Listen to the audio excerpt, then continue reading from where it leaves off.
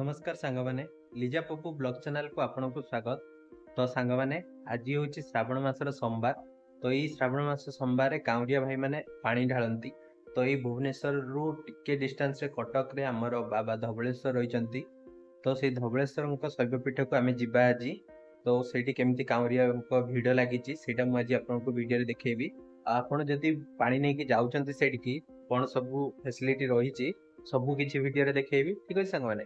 तो सांग मैंने जदि आम वीडियो सब भल लगुच प्लीज प्लीज आम वीडियो को लाइक करेंगे शेयर करेंगे आम चैनल को सब्सक्राइब करने को जमा भी भूलें। आमको एमती सपोर्ट करते सांग मैंने। तो चलते सांग मैंने वीडियो को स्टार्ट करें।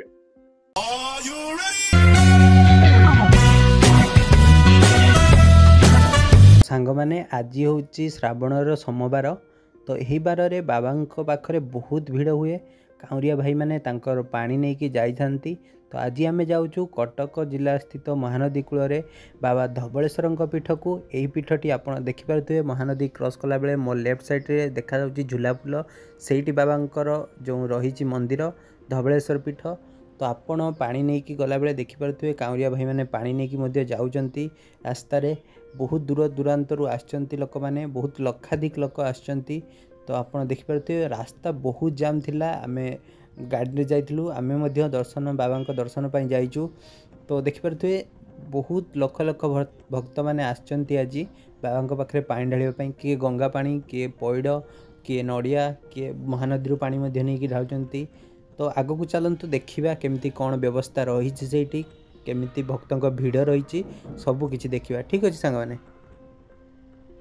तो सांग मैंने फाइनाली आम आसी पहुँची जाइचु बाबा पीठरे गाड़ी पार्किंग कर सारापर आपड़ देखिपे ये लिखाई ओं श्री श्री धवलेश्वराय नम। बहुत लोकों भिड़ रही काउरिया भाई मानकर। तो भितर को जीवा भितर को जो पानी नहीं कि जाउचंती जो कांधरे बाहुंगी से सब अलाउ नहीं। तो आपण पानी को हाथ में धरिकी जी ना गामछारे गोड़े जी। तो लोक मैंने पूरा जाउचंती देखिपे। तो सांग मैंने जो आमर नुआ पोल होती धवलेश्वर से ही पोल दे लोक मैंने जाउचंती। झूलापुल बहुत दिन बंद हो जाइए। तो साइड्रे बहुत लोक पानी ढाली आसुचंती जो मैंने बड़ी भरू आसचंती पानी ढालियापाई।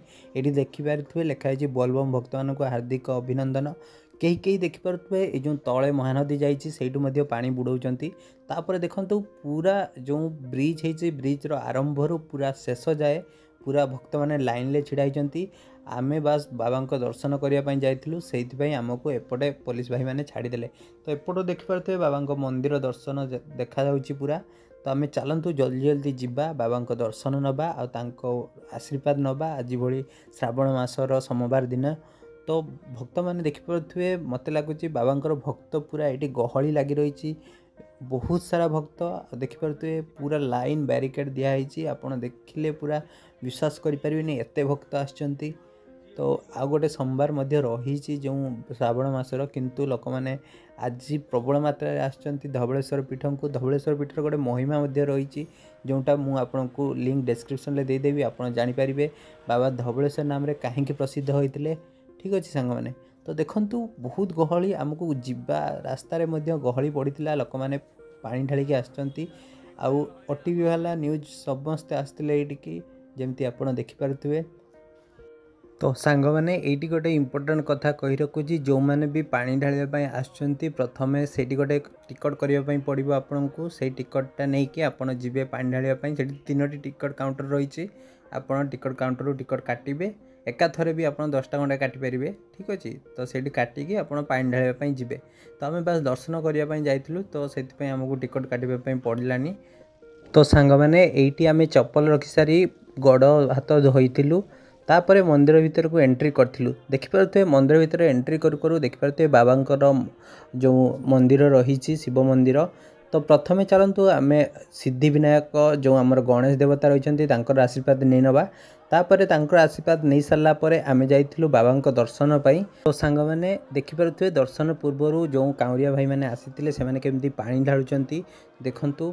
भितर तो पानी ढाली पारे ना। तो ये बाबा गोटे प्रतिमूर्ति रखाई जो से काउरिया भाई मैंने पानी ढालुचंती। सेपटे पूरा काउरिया भाई लाइन लगी अल्प अल्प कर छड़ा जाऊँगी जो कि मंदिर भितर बेसी गहली न हो।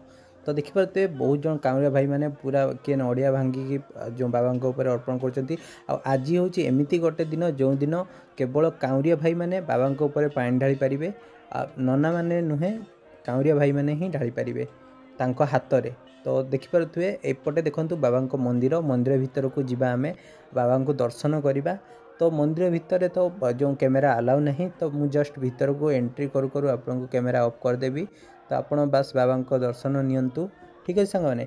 तो आमको बहुत भलरे बाबा को दर्शन मिलगला। बाबा बहुत तले अच्छी आ बहुत सुंदर देखा आ साजसज होती ठीक अच्छे। तो मंदिर एपटे जो आपण जानी महानदी जाइए तो महानदीर तीरे तीरे लोक मैंने से पानी उठाऊँच आई पानी को लेकिन बाबा ढालुंट।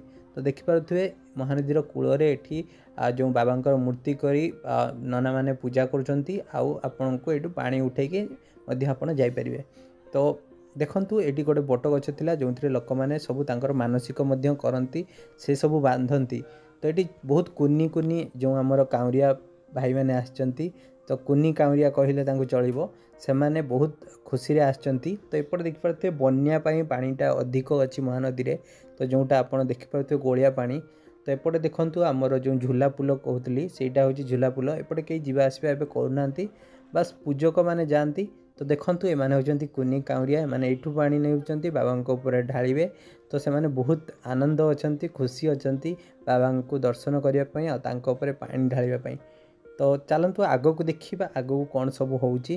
तो एठी देखंतु जो आमर नना पूजा करचंती तो मु आपन को आउथरे देखाई देउची केमती कौन तळे पूजा होउची। बहुत जन भक्त एठू मध्ये पानी नउचंती जो तार आरपटे भक्त मैंने जो पानी उठाउचंती। तो मंदिर बाहर सारा पर आपड़ ये देखिपारे बहुत सारा दुकान अच्छी भोग दुकान आपड़ टे मांकड़ को सावधान रे कहीं से किसी भी जिनस नहीं पारे। तो ये देखिपे बहुत भिड़ रही है मंदिर आसला जोटा कि मुझे देखा ठीक अच्छे। तो बहुत जन लोक लाइन ले छिड़ा होती कांवरिया भाई मैंने पानी ढालिबे बोली। तो आमर दर्शन सरीगला बाबा को बहुत शांति दर्शन करके आसिलु। तो देखो कांवरिया भाई मैंने पूरा बल बम करी पूरा छिड़ा होती राति 2टारू कहीं आसती पानी ढालिबा बाबा पाखे जो मैंने राति 2टार आसते ढालिकी पलि गले ठीक अच्छे सांग मैंने। तो सांग मैंने आपन को ये वीडियोटी केमती लगिला आपण कमेंट रे निश्चय जनइबे। जदि आपण बाबा धवळेश्वर पीठ को जावाक चाहते ताले निश्चय जातु बहुत शांति लगे आपण को।